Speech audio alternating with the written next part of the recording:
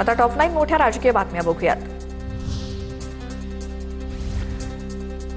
भोंदूबाबा अशोक खरातच्या मालमत्तांची झाडाझडती सुरू। खरातनं काही वर्षात जवळपास 200 कोटींची माया जमवल्याची चर्चा। नाशिक पोलिसांकडून मिरगावमधील फार्म हाऊसची रात्री तपासणी।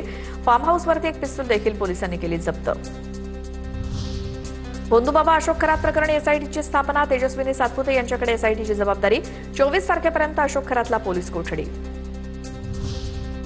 नाशिकच्या भोंदूबाबावर तात्काळ कारवाई झाली पाहिजे। खरात सोबतचे ज्यांचे फोटो आहेत त्यांच्यावरती अंधश्रद्धा निर्मूलन कायद्यानुसार कारवाई करावी। सर्वात आधी महिला आयोगाच्या अध्यक्षांना पायउतार करा। भोंदू खरातच्या 56 क्लिप्स आणि प्रकरण समोर आल्यास महाराष्ट्र सरकार पडेल, संजय राऊतांचं वक्तव्य। महाराष्ट्रातल्या राजकारण्यांचे म्हणतो जे मार्गदर्शक आहेत, आध्यात्मिक मार्गदर्शक नाशिक जिल्ह्यातले, त्यांना काल बलात्काराच्या प्रकरणामध्ये अटक केली। बलात्काराच्या प्रकरणामध्ये अटक केली हे एक प्रकरण नाही, अशी अनेक प्रकरणं समोर येत आहेत। राऊतांनी आधी स्वतःच्या पाटकर फाईलकडे बघावं। भोंदूबाबापासून राजकीय कनेक्शन पर्यंत सर्वांवरती कारवाई होणार। भाजपचे नगरसेवक नवनाथ बन यांची प्रतिक्रिया। महिलांवर कशा पद्धतीने अत्याचार केले हे पाटकर फाईलच्या निमित्ताने समोर आलेलं आहे। त्यामुळे जनाब संजय राऊत, तुम्ही एप्स्टीन फाईल बघण्यापेक्षा, या भोंदूबाबाचं वागणं बघण्यापेक्षा त्या भोंदूबाबावर कारवाई करण्यासाठी देवेंद्रजी फडणवीस सक्षम आहेत। तुमची पाटकर फाईल्स एकदा बघा। अशोक खरात प्रकरणात रुपाली चाकणकरांनी राजीनामा द्यावा। चाकणकर पदावरती राहिल्या तर तपासात फेरबदल करतील। व्हिडिओ तपासासाठी कोर्टात गेलं पाहिजे। राष्ट्रवादीच्या नेत्या रुपाली ठोंबरे पाटलांची मागणी। तातडीने चाकणकर यांचा राजीनामा घेणं गरजेचं आहे। जर चाकणकरांना कुठे नैतिकता उरली असेल तर त्यांनी स्वतःहून राजीनामा द्यावा। त्या पदावर असताना या प्रकरणाची चौकशी होणार नाही, हस्तक्षेप केला जाईल। अशोक खरात ढोंगी साधू। अशोक खरातवरती योग्य कारवाई झाली पाहिजे, गिरीश महाजन यांची प्रतिक्रिया। अशोक खरात हा एक ढोंगी साधू आहे, ढोंगी महाराज आहे, त्याचा समोर आलेला आहे। गेल्या काही दिवसापासून त्याची चर्चाही सुरू होती, पण आता ते पुढे आलेलं आहे, समोर आलेलं आहे। मला वाटतं त्यांना कडक शिक्षा झाली पाहिजे।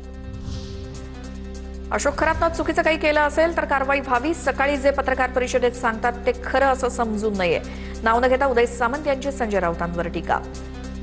कॅप्टन खरात यांनी जर काही कायद्याच्या बाहेर जाऊन महिला भगिनींना त्रास द्यायचा प्रयत्न केला असेल तर त्यांच्यावर कठोर कारवाई झाली पाहिजे। परंतु सकाळी पत्रकार परिषदेमध्ये जे सांगतात ते सगळं खरं असं मानण्याची काही गरज नाही। त्यांना दिवसातनं एकदा कुठेतरी विषय लागतो। तर कॅप्टन खरातच्या घरातील व्यक्तींनी टीव्ही9च्या प्रतिनिधींवरती दादागिरी केली। बंगल्याबाहेर वार्तांकन करण्यासाठी गेलेल्या टीव्ही9च्या टीमकडनं कॅमेरा मोबाईल हिसकावून घेण्याचा प्रयत्न केला। महिलेचं शोषण केल्याप्रकरणी खरात सध्या अटकेत आहे। भोंदू कॅप्टन अशोक खरातच्या गैरकृत्यांची सखोल चौकशी करा। खरात सोबतच संबंधितांवरती कठोर कारवाई करावी। अंधश्रद्धा निर्मूलन समितीची निवेदनाद्वारे नाशिक पोलीस आयुक्तांकडे मागणी। आता टॉप 9 राजकीय बातम्या बघूयात। भाजपकडनं 4 राज्यातील विधानसभा पोटनिवडणुकीसाठी उमेदवारांची घोषणा। राहुरीची जागा भाजपच्या कोट्यात, मात्र उमेदवार जाहीर केलेला नाही। भाजपकडनं राहुरीत कुणाला संधी मिळते याकडे लक्ष। भाजपनं बंगालसाठी आपल्या दुसऱ्या यादीत 145 उमेदवारांची नावं जाहीर केली। द्रौपदीची भूमिका साकारणाऱ्या अभिनेत्री रूपा गांगुली यांना सोनारपूर दक्षिणमधनं उमेदवारी।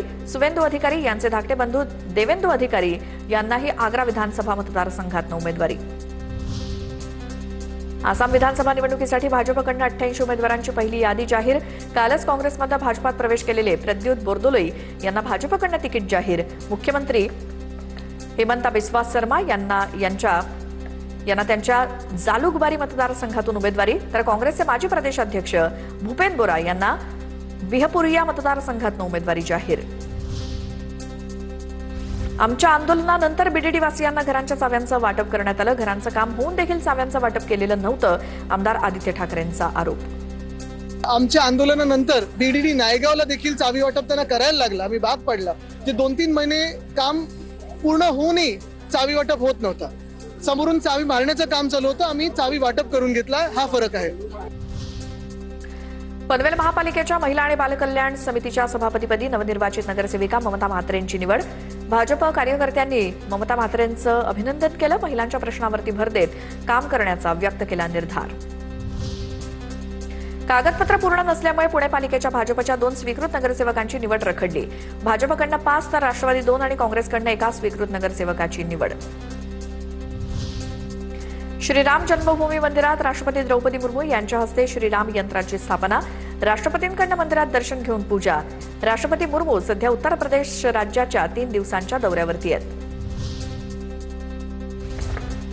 ठाण्यात शिंदेंच्या शिवसेनेकडनं मुस्लिम बांधवांसाठी भव्य इफ्तार पार्टीचं आयोजन. कार्यक्रमाला आजी माजी नगरसेवक, पोलीस अधिकारी आणि मुस्लिम समाजातील नागरिक मोठ्या संख्येनं उपस्थित होते.